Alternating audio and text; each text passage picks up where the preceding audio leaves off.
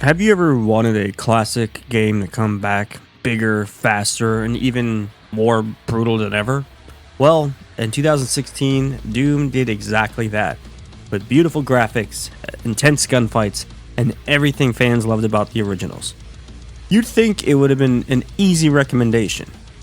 But this Hello one there. Steam reviewer disagrees, calling the game repetitive and mediocre at best. Today we're breaking down his review of Doom 2016 and finding out whether he has a point or not. Join me. Alright, so a beautiful game that I had no idea even existed. So, for context, I did play the original as we somehow acquired a Sega back in the day, and that this beautiful game came with it. Well, let me just say, those were the days, such simplicity. But anyway, today we have a review coming in from Bobby Butcher. Actually, 3 people found this review helpful. I originally thought it said nobody. Recommended 0 hours in the last 2 weeks, 23.0 hours on record. Posted August 3rd at 1:30 p.m. and then updated August 3rd at 1:32. He then wrote, a gory arcade-style Demon Slayer. This was my first time playing a Doom game, and it reminded me of the Halo for its arena-style combat pacing, but with a gnarly, gory twist. Although the missions get pretty repetitive, clear out of a room, find keys, proceed. Their overall level design and art were well done. The level challenges, weapon and the rune variety, mystery challenges, and hidden secrets throughout a much-needed layer that makes an overall gameplay feel more complete. Their story was decent, with nothing notably outstanding, and it seems to set the stage for a second game. The multiplayer is innovative and enjoyable with progression based on lock switch included various weapons, cosmetics, and demon types. However, the lack of player base makes finding lobbies very time consuming, which I'm not surprising as I was playing 10 years post-launch. 7.5 out of 10, a gory adrenaline-fueled arcade shooter that still holds up. Alright, let's talk about the backstory. So Doom 2016 is a reboot of the legendary first-person shooter franchise originally released in the early 1990s. In this modern reimagining, you play as the iconic Doom Slayer, a lone marine who awakes on a research facility on Mars that has been overrun by demons from hell. Armed with an arsenal of powerful weapons and fueled by relentless speed and aggression, your mission is simple. Rip and tear through as many hordes of demons, close the portal to hell, and survive at all costs. With fast-paced combat, brutal executions, and a heavy metal soundtrack, Doom 2016 brings the classic series action and attitude into a new era.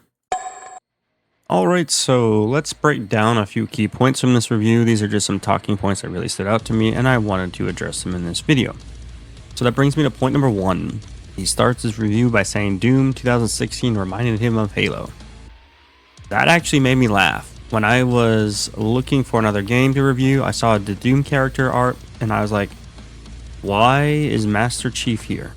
You stupid. They're not. But then I realized, well, that's not Master Chief. So I completely understand where he's coming from, as clearly I had the same reaction. Now, getting back to his review, he compares Doom to Halo because of its arena-style fighting. I'm assuming he means the story mode, when you clear out waves of enemies in contained, tight spaces before moving on. I get it. Now, I haven't played this version of Doom yet. I've probably said it at least 2 times yet, but I've always enjoyed Halo campaign style, very linear, but still a lot of fun. Now, while watching more gameplay and researching about this topic, I also noticed the user interface reminded me of Halo's. So honestly, I can start to see several connections between Halo and Doom, at least in these areas. And yes, I know they're 2 completely different game franchises, please don't hate me. But what do you guys think? Do you see the similarities, or am I just seeing things clearly? Alright, this brings us to point number 2. And, you know, maybe I should actually read the entire review before just making a point off of one sentence. Because it would turn out he actually confirmed my point with his point. Huh? That Doom 2016 can feel repetitive at times, and the same stuff happening over and over. And after watching some gameplay and, of course, using Dr. Google's again, the average completion time is about 11 to 12 hours. Now, I can genuinely see how a campaign that long may start to feel repetitive or feel a bit bland for some players. As someone with a short attention span myself, I can get how it can be hard to stay invested when the initial excitement fades. He then wraps up by saying the overall design is well done. So, He was critical, but also gave the game some credit where it was due. Now, this is what I love to see, a reviewer or a critic giving some pushback, but then the credit thereafter. Now, what do you guys think? Does repetition ruin a game for you, or are you a true legend and can just run it down and complete it? Let me know in the comments down below. Alright, so that brings us to point number 3. He then says the level of challenges add a lot of variety to the game. Now, again, I haven't played it yet myself, as I probably mentioned 4 or 5 times now. So I did some research to see what these challenges are, or what they were. Turns out every level has specific challenges, like performing glory kills, finding the hidden secrets, or using environmental hazards. So I did a little research and I want to break them down. First thing we're going to talk about is glory kills. So, the reason they're called glory kills, from chainsaw executions to brutal takedowns by just punching them in the face, Doom seriously disrespects any demon that gets too close. There's a huge variety of glory kills to pull off, and they look pretty awesome every single time. Alright, we're going to talk about the next one. That brings us into hidden secrets. After watching a few videos, I have to say the secrets are really well hidden, or at least the way you find and interact with them is cleverly disguised in plain sight. And that sweet Easter egg sound when you pull a lever, well done. I always love stumbling upon these, or, well, if I'm honest, looking them up online, because when I was doing these in Call of Duty World at War, you better believe Google came in handy. And then the last one, environmental hazards. It seems that the game keeps these pretty minimal but effective. There are explosive barrels scattered throughout, floors with pools of lava, and some toxic waste that will drain the player or enemy's health occasionally. Alright, moving along to point number 4. He mentioned that the story is decent and leaves things open for a sequel. Well, spoiler alert, Doom Eternal, that was released in 2020, is indeed the sequel to Doom 2016. Now, I haven't played or researched Doom Eternal yet, but I can imagine I'll be covering a review on it as well. So, I won't go into details, but I always appreciate when a game wraps it up in a way that leaves room for more. And especially with a game that has been rated overwhelmingly positive, it was a clear sign that the developers did a great job building Doom and a story that makes the players want more. So kudos to you, ID Software. Alright, and lastly, that brings us into point number 5. So he closes out his review talking about the multiplayer. The original Doom didn't have multiplayer. Well, no fucking shit. No shit. But this one does. Unfortunately, based on what he wrote, it sounds like that it's tough to find matches these days. Well, that's probably because the game's 10 years old. So, I probably won't get a chance to play it myself unless I want to wait forever in the queue, apparently. From what I've seen, though, it looks pretty fun with some intense gunfights. One thing that stood out to me, that the gameplay seemed a little bit clunky, like it might be awkward moving the characters around.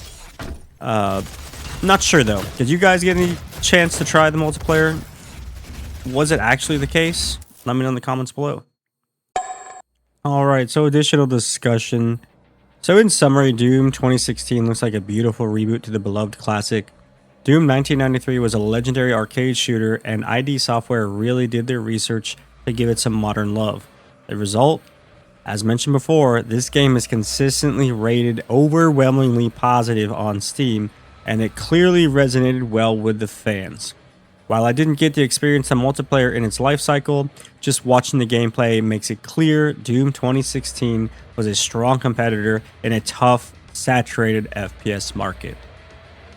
I also want to give props to Mr. Bob for bringing relatable topics and credible information in his review. But now, to address the elephant in the room. About that mediocre label you might have remember hearing me say at the beginning of this video. I mention this because he gave the game a 7.5 out of 10.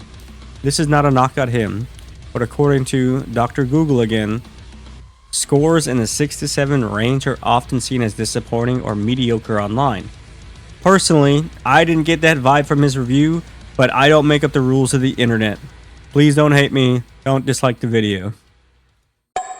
All right, so add to the list. All right, so for some of you that may have been watching my videos here recently, I started a segment called Add to the List, where I'm adding new games that I intend to play based off your Steam reviews. Well, this one for sure gets the ad. As a matter of fact, especially since there's a sale going on, I'm going to purchase this game right now. Gotta at least play the campaign. But with that, that brings us to the end of the video. I wanted to thank you all for watching, and I hope you all have a great day.